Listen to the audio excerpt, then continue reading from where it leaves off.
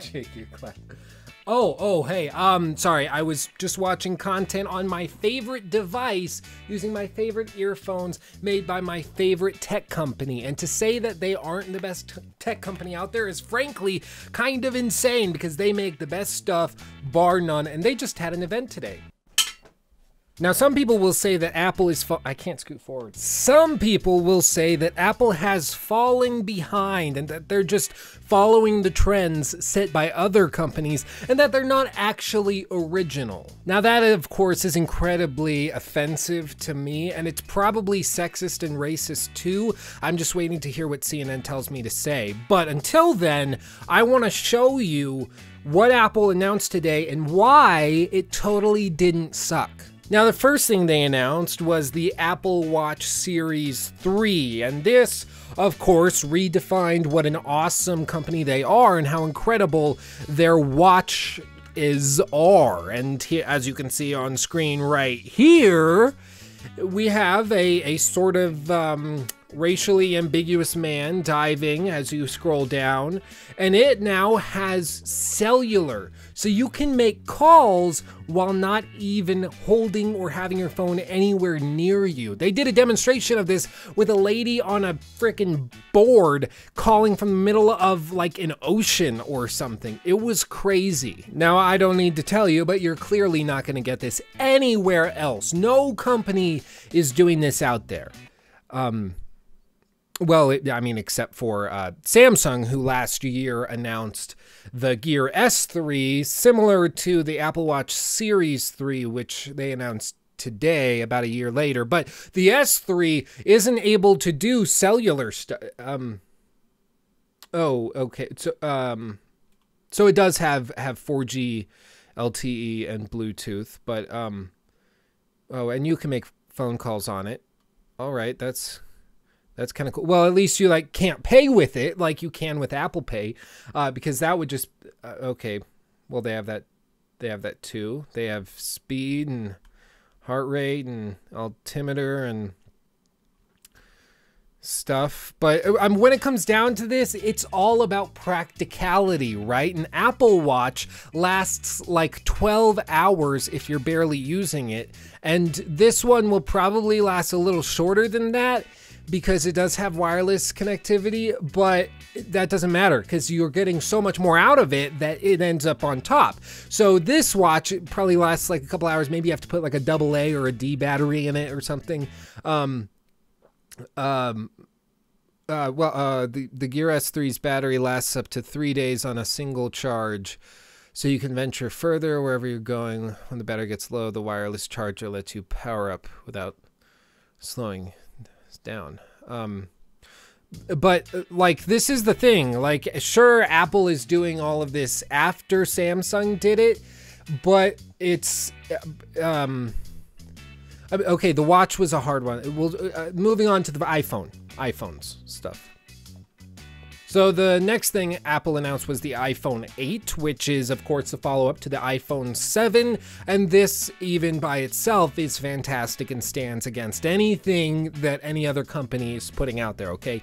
So you scroll down, you see there's two phones that look very similar to the last gen iPhone, but that doesn't matter because they're now covered in glass on the front and back, to make them more durable, to make them last longer, and to avoid scratches. So there's glass on the front and back to avoid all of that. But then they announced one of the coolest things ever, which is, of course, that the phone is now going to have wireless charging. What phone out there can charge without a wire? That's frickin' Jetsons level crap. That's incredible.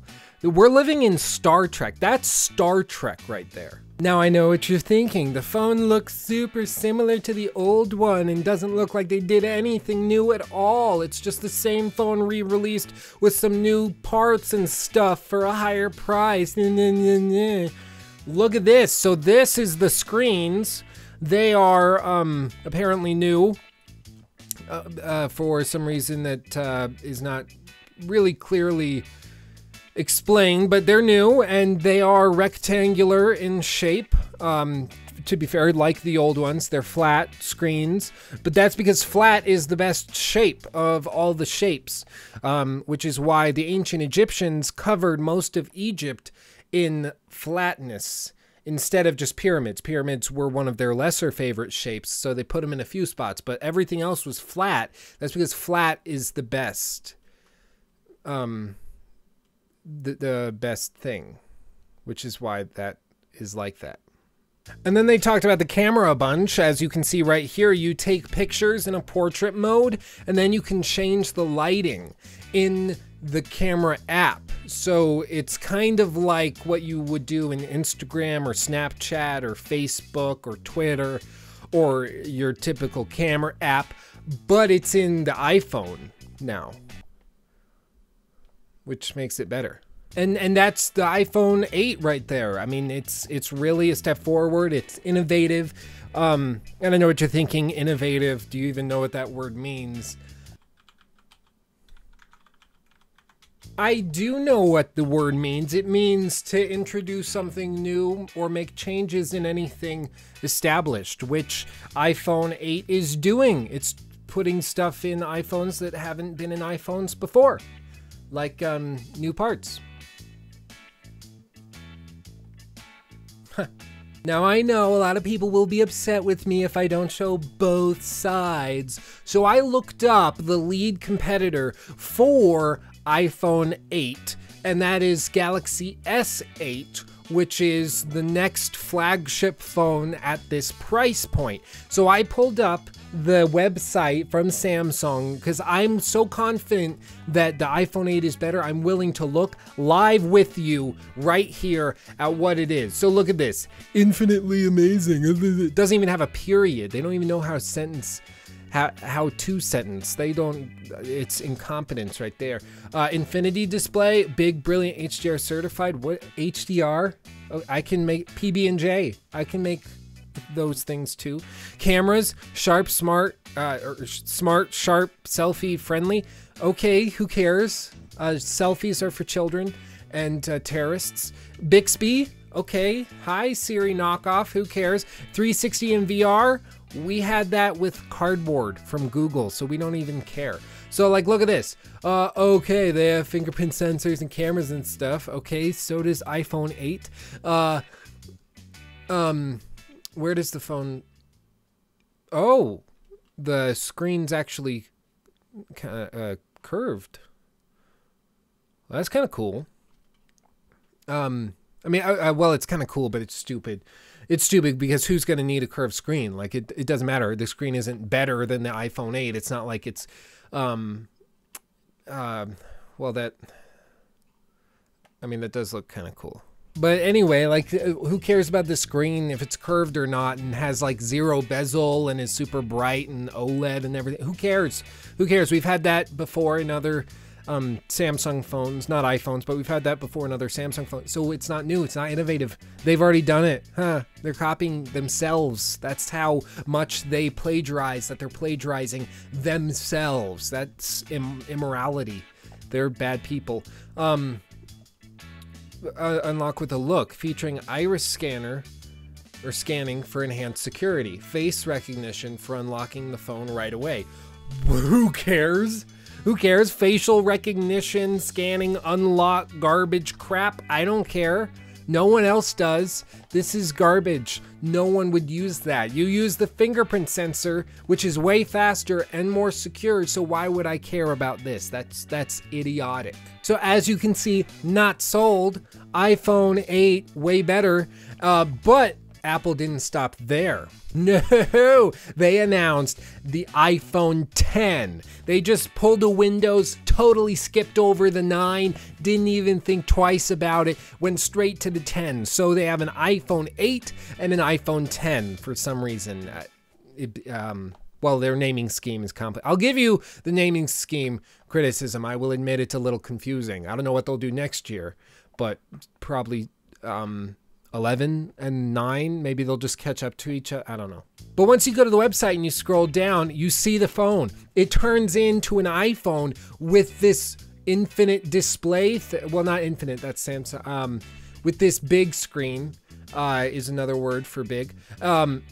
So as you can see, it goes all the way up, and there's this sort of chin thing or forehead thing. Doesn't matter, because it's bigger and better. It's all screen. Look at that. Look at that. Look at that. Who doesn't need that? Now, I know what you're thinking. I know what you're thinking. Where's the home button? Where's the home button? Is it on the back like any other phone, like the Google Pixel, which this is a friend of mine. Of course, I have an iPhone. Is it like on the back with fingerprints? No. They got rid of it completely. No home button whatsoever. Because why? You don't need it. And the back should be clean and glass. So, of course, it's gone now entirely. All you have to do is go with your face and Face ID, now I know, okay, I know I just said that facial recognition unlocking is stupid. But this is different, because this is, well, it's different because, well, regardless, it doesn't change the fact that Apple is still putting stuff in their phones that people aren't getting elsewhere and can't get anywhere else. Like, for instance, they're always looking and trying to find new ways to innovate and create something new. So like Apple Pay with your face, verifying it instead of fingerprint, since there is no fingerprint sensor on this phone, now it works with that. Front-facing cameras are still there, but better than ever with the filters and things. And of course, pushing the boundaries with animemojis or animated emojis, which allow you to record your face animatedly.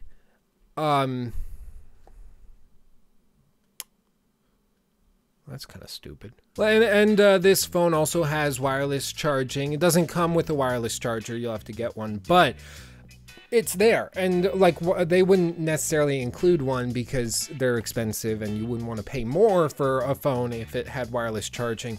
If you're going to buy a phone, you might as well just buy a wireless charger anyways, right? So they don't even need one. And boom, that's iPhone X or 10. That's iPhone 10. It's that good that it does facial recognition. And this facial recognition works so freaking well, they even demonstrated it live. This is a phone we've been dreaming about for a long time, but the reality of it in your hand, it's really something epic. So let's take a look. Here is iPhone 10.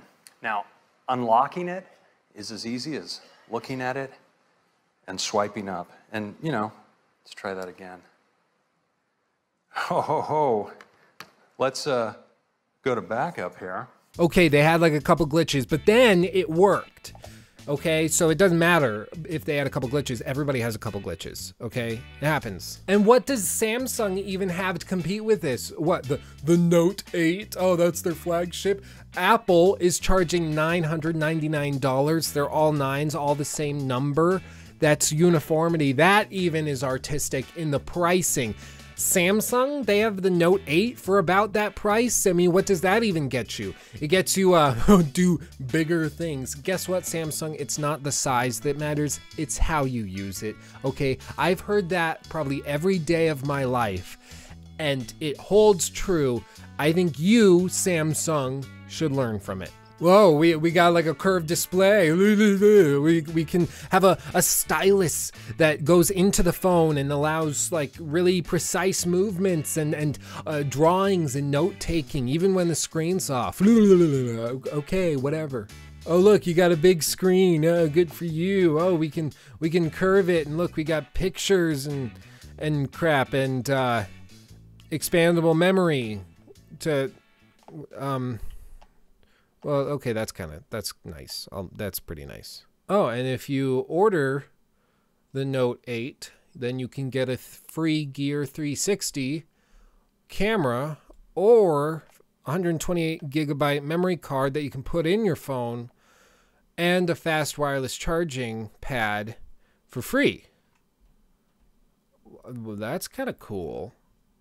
I mean, Apple would have done it anyways if they had these laying around, but it's so new and innovative that they just damn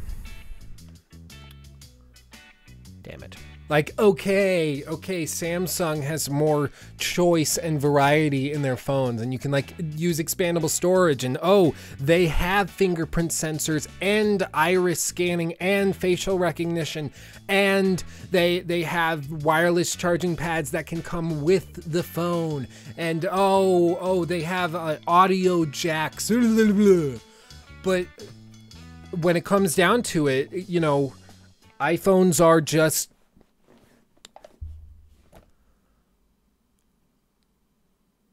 need I say more? We're no strangers to love. What? You know the rules, and so